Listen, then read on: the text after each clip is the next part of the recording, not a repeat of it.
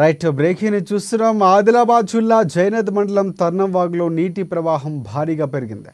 నిన్న రాత్రి కురిసిన వర్షాలకు తర్నం బ్రిడ్జ్ వద్ద గల తాత్కాలిక వంతెన కొట్టుకుపోవడంతో తాత్కాలిక రోడ్డుపై నుంచి వరద నీరు ప్రవహిస్తుంది. గతంలో బ్రిడ్జ్ కోసం కంది శ్రీనివాసరెడ్డి ఆధ్వర్యంలో ఆందోళనలు చేశారు. అయితే ఆ ఆందోళనపై గత బీఆర్ఎస్ ప్రభుత్వం ఏమాత్రం పట్టించుకోకపోవడంతో ఇప్పుడు ప్రజలు ఇబ్బందులు పడుతున్నారు. రాత్రి కురిసిన వర్షానికి నీటి ప్రవాహం పెరగడంతో వంతెనపై నుంచి వరద నీరు పారుతుంది.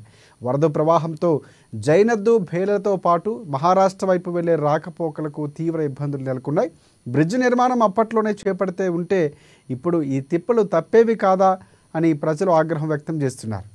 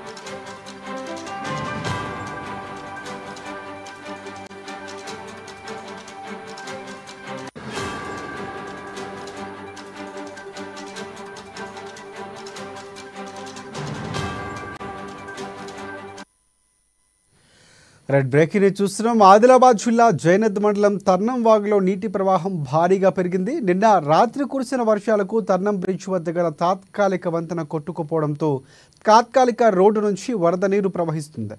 గతంలో బ్రిడ్జ్ కోసం కంది శ్రీనివాసరెడ్డి ఆధ్వర్యంలో అనేక ఆందోళనలు చేశారు. అయితే ఆ ఆందోళనపై గత బీఆర్ఎస్ ప్రభుత్వం ఏమాత్రం పట్టించుకోకపోవడంతో ఇప్పుడు ప్రజలు ఇబ్బందులు పడుతున్నారు. రాత్రి కురిసిన వర్షానికి నీటి ప్రవాహం పెరగడంతో వంతెన వైపై నుంచి వరద నీరు పారుతోంది. వరద ప్రవాహంతో జైనత్తు బేలతో పాటు మహారాష్ట్ర వైపు వెళ్లే ప్రయాణికులకు రాకపోకలకు తీవ్ర అంతరాయం ఏర్పడింది. ఇక బ్రిడ్జి నిర్మాణం అప్పట్లోనే చేపట్టి ఉంటే ఇప్పుడు తిప్పులు తప్పేవి కాదు కదా అని ప్రజలు ఆగ్రహం వ్యక్తం చేస్తున్నారు. ఈ అంశానికి సంబంధించి పూర్తి అప్డేట్స్ అందించేందుకు ఆదిలాబాద్ నుంచి మా రీజనల్ కోఆర్డినేటర్ సత్యనారాయణ మనకి ఫోన్ లైన్లో సిద్ధంగా ఉన్నారు. సత్యనారాయణ, చెప్పండి, గతంలో చాలా కీలకంగా తర్నం బ్రిడ్జ్ గురించి కాంగ్రెస్ పార్టీ ఇన్ఛార్జ్గా ఎవరైతే ఉన్నారో కంది శ్రీనివాసరెడ్డి పోరాటం చేసినటువంటి పరిస్థితి, కానీ బీఆర్ఎస్ ప్రభుత్వం పట్టించుకోలేదు. నిజంగా ఏవైతే విమర్శలు వస్తున్నాయో ఆ రోజునే దానికి సంబంధించి చర్యలు తీసుకుంటే ఈరోజు ఇబ్బంది ఉండేది కాదు. ఇప్పుడున్నటువంటి అక్కడ పరిస్థితులు ఏంటి, దీనికి సంబంధించి అప్డేట్స్ ఏంటి? Good morning Rajasekhar. అయితే ఇటీవల కురుస్తున్నటువంటి భారీ వర్షాల కారణంగా ఏదైతే జైనత్ మండలంలో తర్నం బ్రిడ్జి దగ్గర ఉన్నటువంటి వాగు ఏదైతే ఉందో అది ఉధృతంగా ప్రవహించి అక్కడ ఆ బ్రిడ్జి కింద ఏదైతే తాత్కాలికంగా ఒక చిన్న వంతెన నిర్మించారో ఆ వంతెన పై నుంచి మత్తడిలా నీరు దుంకడంతో అటువైపుగా రాకపోకలు పూర్తిగా నిలిచిపోయాయి. అంతేకాకుండా కొంతమేర కూడా ఈ వర్షం దాటికి రోడ్డు కూడా అప్రోచ్ రోడ్డు కూడా కొంత కొట్టుకుపోవడం అనేటువంటిది జరిగింది. అయితే ఇది ప్రధానంగా ఏదైతే మహారాష్ట్రకు ఇది అంటే ఒక దానికి లింక్ అంటే అటు మహారాష్ట్ర చేరుకోవడానికి కూడా ఇది అంతర్రాష్ట్ర రహదారి కావడం, ఆ తర్వాత ఇటు బోరజ్ నుంచి జైనత్ బేలా అటు చంద్రపూర్ వరకు వెళ్ళేటటువంటి అంతర్రాష్ట్ర రహదారి ఇదే కావడంతో భారీ సంఖ్యలో వాహనాలు, ఎక్కువగా లారీలు అయితే ఈ ప్రాంతం నుంచి భారీగా వెళ్తుంటాయి. అలాగే మహారాష్ట్ర ఆర్టీసీ కూడా ఇక్కడ నుంచి ఇదే దారి గుండా కొనసాగుతుంటాయి.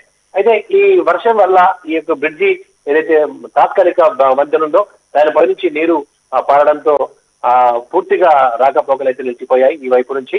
అయితే కొంతమంది మాత్రం అత్యంత ప్రమాదకరంగా ఏదైతే బ్రిడ్జి ఉందో ఆ బ్రిడ్జి పై నుంచి కొంతమంది 2 వీలర్ ద్విచక్ర వాహనదారులు ఆ బ్రిడ్జి పై నుంచి వెళ్ళడం చూస్తున్నాం. అయితే ఈ బ్రిడ్జి కుంగిపోవడంతో, అంటే గతంలో ఈ బ్రిడ్జి దాదాపుగా ఆ లెక్క ప్రకారంగా అయితే బ్రిడ్జి పీరియడ్ ఎప్పుడో అయిపోయింది. 2018లోనే ఈ బ్రిడ్జిని తొలగించి ఆ స్థానంలో కొత్త బ్రిడ్జి నిర్మాణం చేపట్టాల్సినటువంటి అవసరం ఎంతైనా ఉండే దాని గురించి అప్పట్లో రాజకీయ నాయకులు, ప్రధానంగా కంది శ్రీనివాసరెడ్డి కూడా ఆ బ్రిడ్జి దగ్గర ధర్నా చేపట్టారు. ఎందుకంటే ఆ బ్రిడ్జి ఏదైతే దాని ఆ బ్రిడ్జి కాలం ఉంటుందో అప్పుడు ఆ బ్రిడ్జి కాల పరిమితి పూర్తిగా ముగిసిపోయిన తర్వాత 2018లోనే ఆ బ్రిడ్జి నిర్మాణం అయితే కొనసాగి ఉండాలి, కానీ అలా జరగలేదు. సో అదే కొనసాగించడంతో అది ఆ బ్రిడ్జి కాస్త కుంగిపోవడంతో వెంటనే అప్పుడు ప్రభుత్వం తాత్కాలిక మరమ్మతుల కింద ఇచ్చిన వంతెన అయితే ఒకటి ఏర్పాటు చేయడం జరిగింది. అయితే దీనికోసం అంటే ఆ ఇటు కేంద్రం కూడా వీటి కోసం కొన్ని నిధులు అయితే అంటే బ్రిడ్జికి సంబంధించి కొత్త బ్రిడ్జి నిర్మాణం కోసము దాదాపుగా 499 కోట్ల రూపాయలు ఈ యొక్క బ్రిడ్జి కోసం ఆ నిధులు మంజూరైనప్పుడు కూడా ఇంకా టెండర్ దశలోనే ఉండడం, ఆ బ్రిడ్జి నిర్మాణం పనులు కూడా నత్తనడగన సాగుతుండడం, ఆ తర్వాత ఈ బ్రిడ్జి నిర్మాణం పూర్తయ్యేంత వరకు కూడా ఏదైతే దీనికి ఒకటి రోడ్ ఉంటుంది అంటే ఒక వీళ్ళకి ప్రత్యామ్నాయ మార్గం ఉంటుంది. ఆ ప్రత్యామ్నాయ మార్గం అడాకంట లాండ సాంగ్వి ద్వారా అలా నిరాల మీద నుంచి ఆ జైనత్ చేరుకునేటటువంటి ఒక ప్రత్యామ్నాయ మార్గం ఉంటుంది. అది అప్పట్లో సింగిల్ రోడ్ కావడంతో దాన్ని కూడా డబుల్ రోడ్డు కింద 44 కోట్ల రూపాయలు మంజూరు చేసి ఆ డబుల్ రోడ్ నిర్మాణ పనులు కూడా పూర్తయ్యాయి. అంటే ఇవన్నీ జరిగినప్పుడు అంటే ఒక ముందస్తుగానే ఈ బ్రిడ్జి కనుక ఒకవేళ 2018లోనే కనుక పనులు ప్రారంభించుంటే బ్రిడ్జి నిర్మాణం కోసం దాదాపుగా సంవత్సరంన్నర లేదా 2 సంవత్సరాలు పట్టేటటువంటి ఒక అవసరం ఉంటుంది. కాబట్టి 2020 కల్లానే ఈ యొక్క బ్రిడ్జి నిర్మాణం పూర్తయి ఉంటుంది. కాబట్టి మాకు కష్టాలు తప్పేటటువంటి ఒక సందర్భం ఏర్పడుతుందని చెప్పేసి ఇటు జైనత్, బేలా అలాగే చంద్రపూర్ వరకు వెళ్ళినటువంటి ఒక వాళ్ళందరూ కూడా ఆవేదన చెందుతున్నారు.